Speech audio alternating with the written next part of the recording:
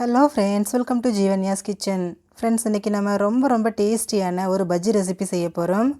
பொதுவாக வாழைக்காய், வெங்காயம், உருளைக்கிழங்கு வச்சு தான் பஜ்ஜி செய்வோம். ஆனால் இன்றைக்கி நம்ம பீர்க்கங்காயை வச்சு செஞ்சுருக்கிறோம். பீர்க்கங்காயில் பஜ்ஜியான்னு யோசிக்காதீங்க. ஒரு டைம் செஞ்சு பார்த்தீங்கன்னா திரும்ப செய்வீங்க. அந்தளவுக்கு ரொம்ப டேஸ்ட்டாக இருக்கும்.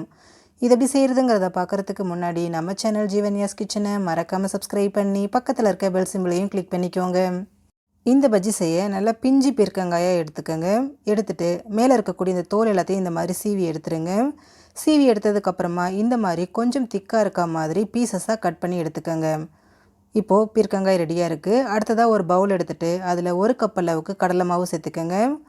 கூடவே 2 டேபிள் ஸ்பூன் அளவுக்கு அரிசி மாவு, 1/4 டீஸ்பூன் மஞ்சள் தூள், 1/4 டீஸ்பூன் பெருங்காயத்தூள், 1 டீஸ்பூன் அளவுக்கு காஷ்மீரி மிளகாய்த்தூள் சேர்த்துக்கிறேன். இது நல்லா கலர் கொடுக்கும், காரம் கம்மியாக இருக்கும். நீங்கள் நார்மல் மிளகாய்த்தூள் சேர்க்குறதா இருந்தாலும் சேர்த்துக்கோங்க.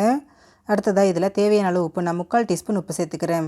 கூடவே நல்லா 1 குழிக்கரண்டி அளவுக்கு இட்லி மாவு சேர்த்துக்கோங்க. இது 2 டேபிள் ஸ்பூன் இருக்குது. இட்லி மாவு சேர்க்கறதுனால பஜ்ஜி நமக்கு நல்லா சாஃப்டாக நல்லா எழும்பி வரும். இது கூடவே 1/2 டீஸ்பூன் இஞ்சி பூண்டு விழுது, ஒரு 1/2 கப் அளவுக்கு தண்ணி சேர்த்துருங்க.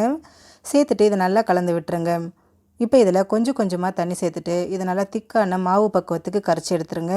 ரொம்ப தண்ணி சேர்த்துற வேண்டாம். பாருங்கள், இந்த அளவுக்கு மாவு நல்லா திக்காக இருக்க மாதிரி கரைச்சிக்கோங்க.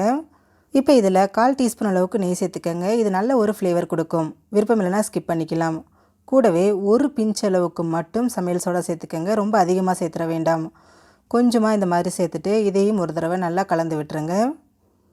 இப்போ நமக்கு பஜ்ஜி மாவு ரெடி ஆகிடுச்சு. நம்ம ஏற்கனவே பீர்க்கங்காய் கட் பண்ணி வச்சுருக்கோம் இல்லைங்களா, அதை இந்த மாதிரி நல்லா புரட்டி எடுத்துருங்க.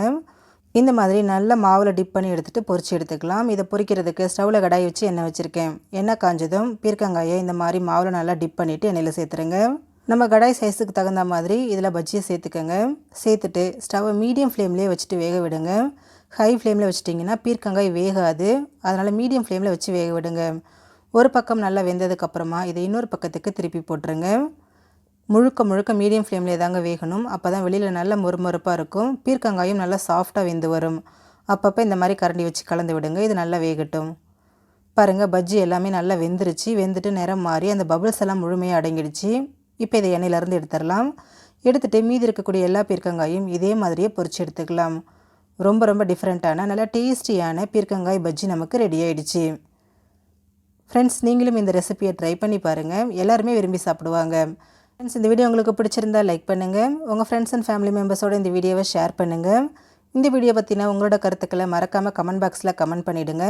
நம்ம சேனல் ஜீவன்யாஸ் கிச்சனை சப்ஸ்கிரைப் பண்ணாத நண்பர்கள் மறக்காமல் சப்ஸ்கிரைப் பண்ணி பக்கத்தில் இருக்க பெல் சிம்பிளையும் கிளிக் பண்ணி அப்போ தான் நான் போடுற வீடியோஸோட நோட்டிஃபிகேஷன்ஸ் உடனுக்குடனே உங்களுக்கு வரும். தேங்க்யூ.